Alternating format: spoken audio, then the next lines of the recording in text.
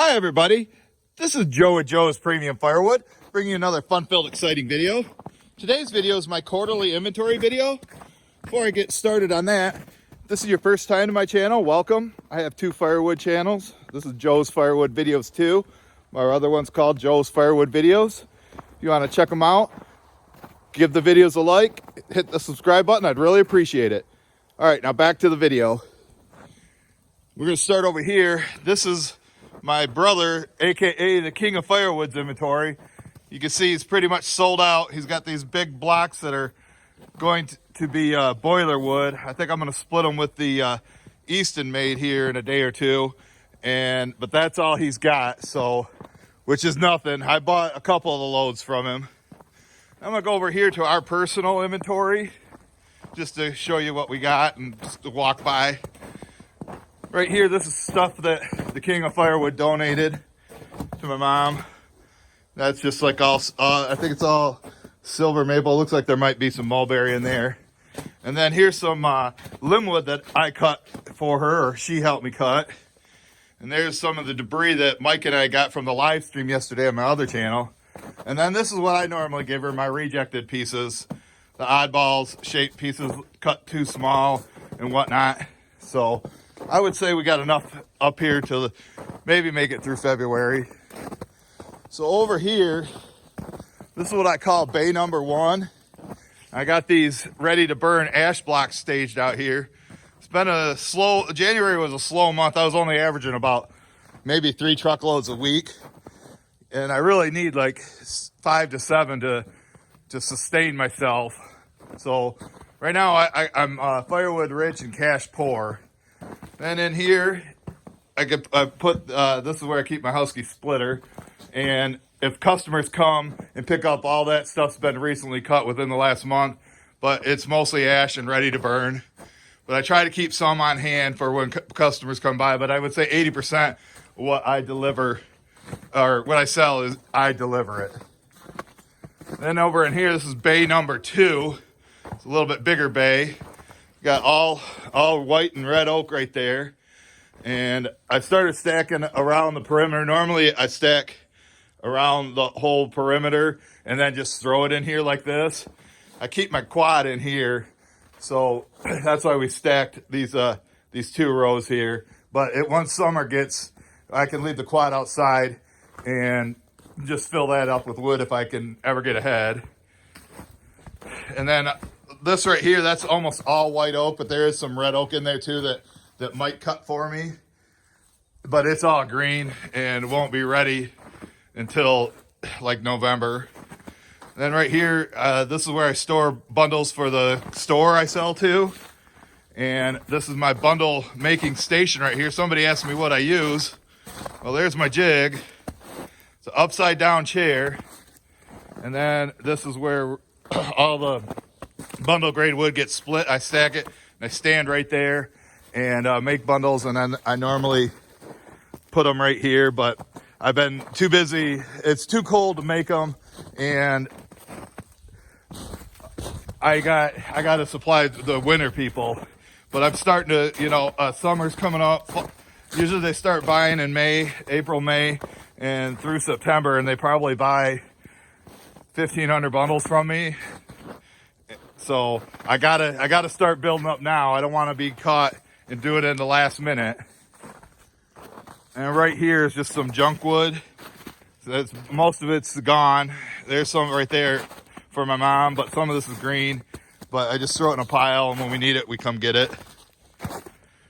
And right here is where I keep my dry cherry at, because sometimes I have customers requesting it. I had a tire kicker call me yesterday, and he said he'd get back to me, but he never did. I'd say that's a half a cord right there, and I'd probably sell that. If somebody came and picked it up, I'd want $175 for it. If I delivered it, I'd probably ask $200 because I'd have to stack it in my truck to get it all in there. Then the delivery fee. Well, back here, here's where the old Easton made is. If you're watching this, Andrew, thanks again for hooking me up with this. And you can see that this is set up for the next video I'm going to make. I'll probably post that on my other channel, Joe's Firewood Videos. I'm going to split. I know it's kind of uphill probably be better if it was facing the other way, but the wood's gonna go back over there, so I just want to just drive forward. But we're gonna see how that goes. And plus, I didn't want to move the splitter since it's already right next to this. I'm gonna just go ahead and split it. That should easily fill that up. But in the live stream video, this is what Mike and I split, like half of that stack right there. That's all oak and black locust.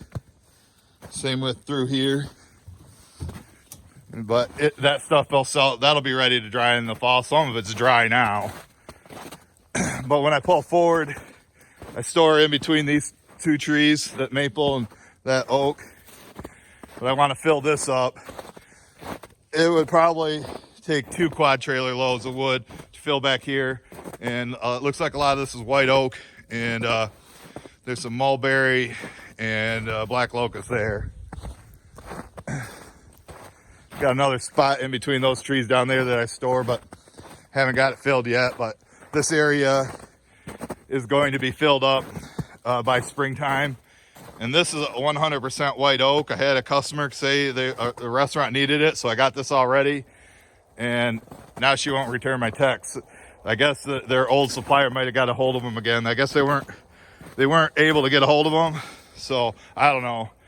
But if not, I'll sell it to somebody in the fall, and they will love it. And then, like I say, we're going to fill up.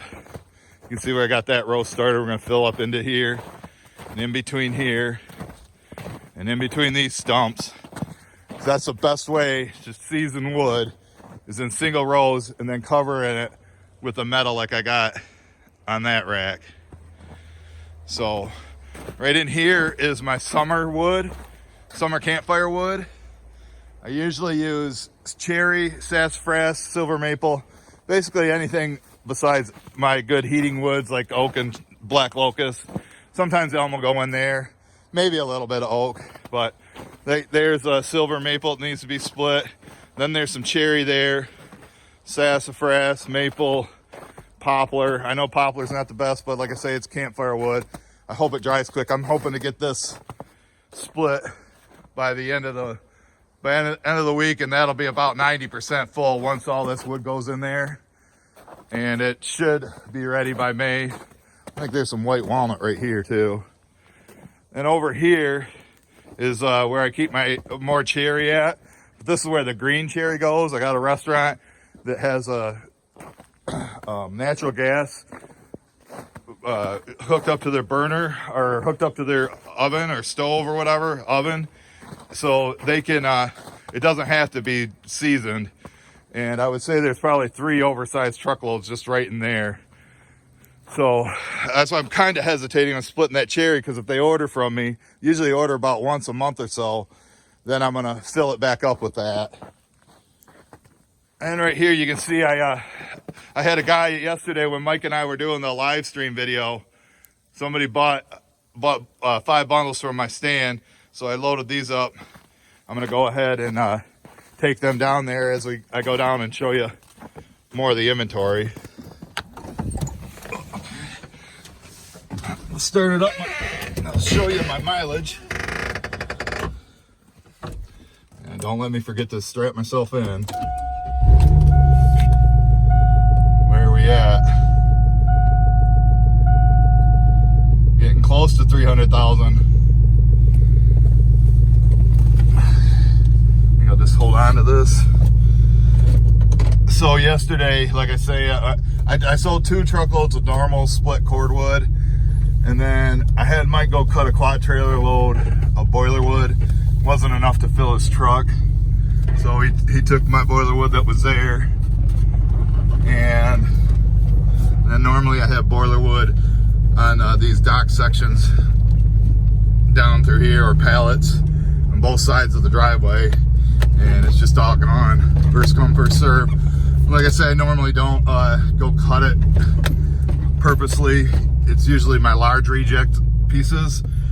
My small reject pieces go into our stove, so everything gets burned. And the kindling sometimes fills up the potholes on the driveway because we get so much of it. So back here is where the front area. I call this my driveway power line storage area because it's under power lines. Right here is all hickory that Mike and Zach split. I think that was back in November. And then over here, I believe, when I first looked at this, I didn't think it was shagbark hickory. But now the more I look at it, you can see how it's peeling like that. I believe it is shagbark hickory. So tomorrow's video, I'm gonna live stream like I do every Sunday on my other channel. I'm gonna live stream me splitting this into my truck with the Easton made and with a single wedge. I got to get somebody to help me take that 4-way off or it won't work. So that will be tomorrow's live stream, rain or shine. And you can see right now we're getting a little sleet snow mixed. More of this is hickory right here. And you can see I did sell a load to the restaurant the other day. It was kind of a pain, but it's easier to load snow-covered wood that's stacked as opposed to being buried. As I made a video to show, live stream to show you that. So that's all hickory. Probably all this through here is maybe 5 or 6 oversized truckloads.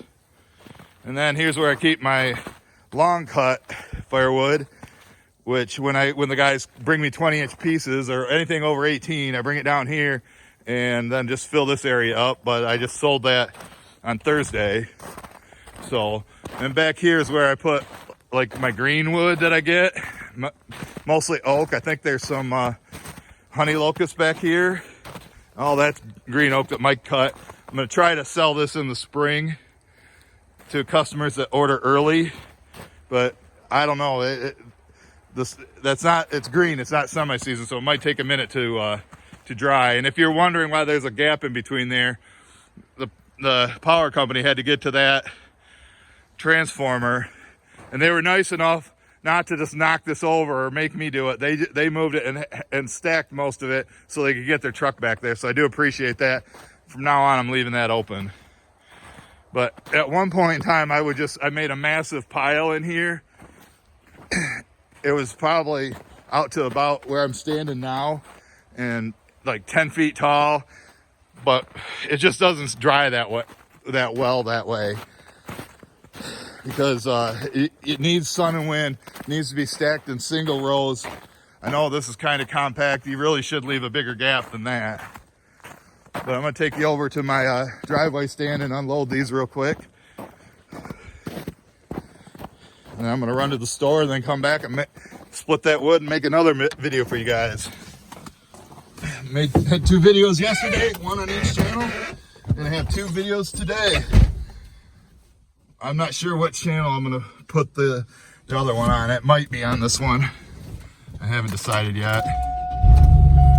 So let me just pull up to my driveway stand here.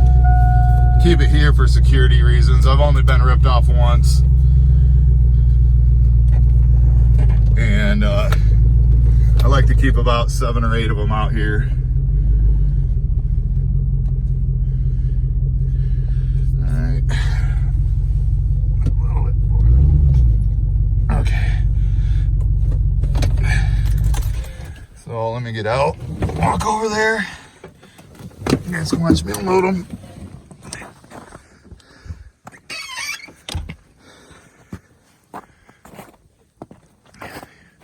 Yeah, I got this sign here. I made this in like 2011, and yeah, I don't like that. It's $20 for 7 bundles.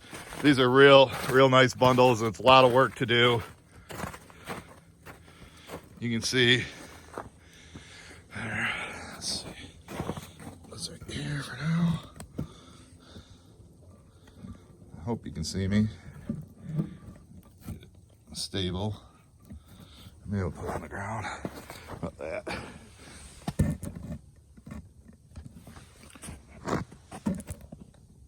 There we go. That looks pretty good. No, some of you guys probably get annoyed at me messing with the camera. Always trying to get the best angle.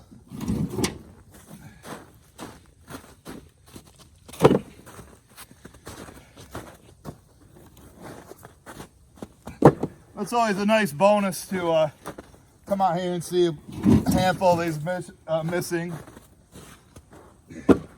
And I did a little pocket money, lottery ticket money.